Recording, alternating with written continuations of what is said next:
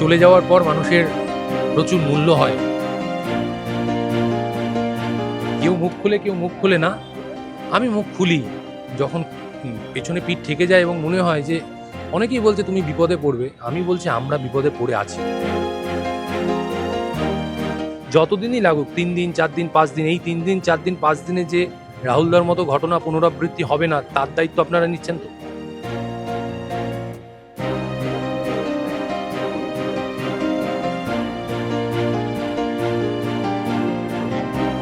এটা করলে হয়তো আটজন শুনবে, না না না, আমার এই 16 তারিখের মেল তার।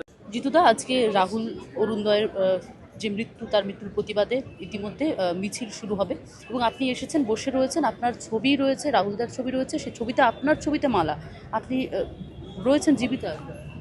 না, আর মানে চলে যাওয়ার পর মানুষের প্রচুর মূল্য হয়। আগেও দেখেছি, এইবার তো আরও দেখলাম, প্রচুর বন্ধু হয়, প্রচুর শুভাকাঙ্ক্ষী হয়। তো আমার চলে যাওয়ার দৃশ্য দেখে যদি কেউ বন্ধু হয়, আমার ফোরাম যদি আমার বন্ধু হয়, আমার ফোরামের অভিভাবক যদি আমাকে অন্তত একটু প্রাধান্যতা দেন, তাই জন্যই মানে আমি অন্যায় করলে নিশ্চয়ই ক্ষমাপ্রার্থী হব। ফোরামের কিছু মেম্বার এটাও বলতে শুনেছি যে জিতুর সাথেই কেন হচ্ছে, জিতু এমন কোনো কাজ করেছে যার জন্য জিতুকে বারবার সরি বলে মাথা নত করতে হচ্ছে, বা ফোরামের মাথা নত করেছে জিতু। আমি এমন কোনো কাজ করিনি, আমি প্রতিবাদটুকু করেছি। এইবার আমার সঙ্গে ঘটেছে, রাহুলদার সঙ্গে ঘটে গেল, আর পরের জন কে? তাই জন্য হয়েছিল দাদা যে এত মেল দেখতে পাচ্ছি পরপর। একটা প্রোডাকশন হাউসে কাজ করতে গেছি, সে নতুন প্রোডাকশন হাউস, তো তাদের কাজ করার ধরন অন্যরকম ছিল। আমি একটু অসুস্থ হয়ে পড়ি, মানে অনেক টাইম হসপিটালাইজড হই, তাদের ধুলোর মধ্যে শুটিংয়ে হতেই পারে। কিন্তু ডাক্তার যখন বলছেন, হসপিটাল যখন বলছেন 2-3 মাস ধুলোয় যেতে পারবো না, সেইখানে প্রোডাকশন হাউস বারবার চাপ দেওয়ার ফলে আমাকে আবার যেতে হয়।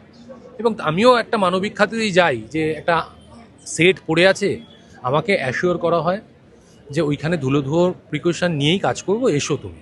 আমি যখন গেছি 10 টাইমস বেশি ধুয়োর মধ্যে শুটিং করানো হলো, যেখানে আমার একদম যাওয়া উচিত নয়। দগদগে তখন আমার ঘাটা, আমার সেক্রেটারি সেখানে উপস্থিত, রাহুলদাও সেই শুটিং করছেন আমার সঙ্গে, ও থাকলে নিশ্চয়ই বলতো।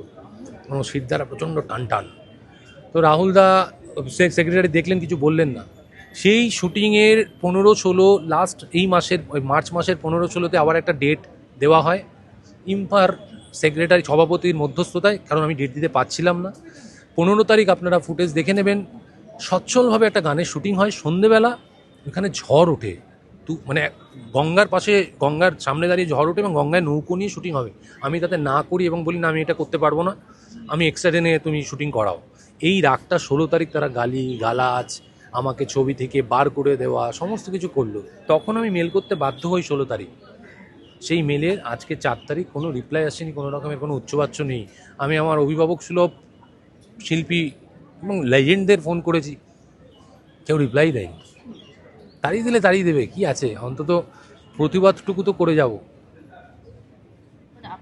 আপনার সঙ্গেও এই একই অবিচার বলছেন? আমার সঙ্গে না, প্রচুর ছেলে মেয়ের সাথেই হয়।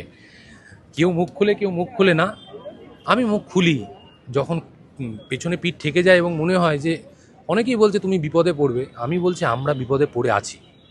বিপদে পড়বো না, বিপদেই আছি আমরা। যখন তখন যা ইচ্ছে হতে পারে। আপনাদের সিকিউরিটি, নিরাপত্তা নিয়ে তো তার মানে ফোরামের কোনো দায়িত্ব নেই বলছেন? কোনোদিনও ছিল বলে আমার তো মনে হয় না। এসবই কি তৈরি হয়েছে? আজকে তো প্রায় 3-4 দিন কেটে গেল, বা 5 দিন কেটে গেল। নিশ্চয়ই এটা শোনার পর ফোরামের যারা এক্সিকিউটিভ মেম্বার, তারাও বিবৃতি দেবেন, তারা বলবেন যে 5-6 দিন পর লাগবে, দুম করে চাইলে এসবই তৈরি হয় না। যতদিনই লাগুক, 3 দিন 4 দিন 5 দিন, এই 3 দিন 4 দিন 5 দিনে যে রাহুলদার মতো ঘটনা পুনরাবৃত্তি হবে না, তার দায়িত্ব আপনারা নিচ্ছেন তো? এটা কী হবে? হেঁটেটা কী হবে? শেষ পর্যন্ত একটা মিছিল শেষ হবে এবং আমরা জাস্টিস চাইব, আর তো কিছু হবে না। বেঁচে আছি তো, পেলাম জাস্টিস, চলে গেছেন তো। আরো ভালো ভালো খবর দেখতে সাবস্ক্রাইব করুন বাংলা হান্টের ইউটিউব চ্যানেল। বাংলা হান্টের আরো খবর দেখতে নজর রাখুন। বাংলা খবর মানেই বাংলা হান্ট।